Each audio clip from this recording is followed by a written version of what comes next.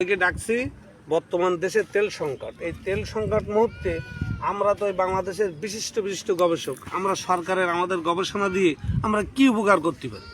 আমি একটা গবেষণা করেছি, সারা বাংলাদেশের মানুষের মাথার চুল কেটে ফেলতে হবে, তেলের সংখ্যা কমে যাবে।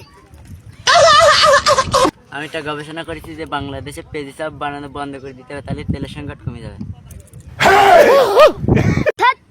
বেশি সেবারে বেশি করে বানাইতে হবে, বেশি করে বানাই যাদের গ্যাস আছে তাদের খাবাইতে হবে, খাবাই ওই গ্যাস বের করে তেল বানিয়ে দেবে, তাহলে তেলের সংকট কমে যাবে।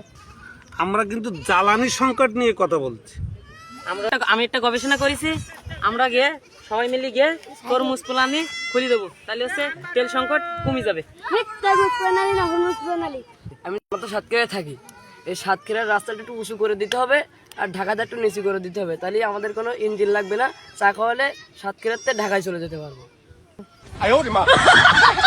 আমাদের জুনিয়ররা আমাদের তেল মারে আর আমরা আমাদের সিনিয়রকে তেল মারি, এই তেল মারামারি বন্ধ করতে হবে, তাহলে তেলের সংকট কমে যাবে। তাহলে নেতা কিভাবে তৈরি হবে?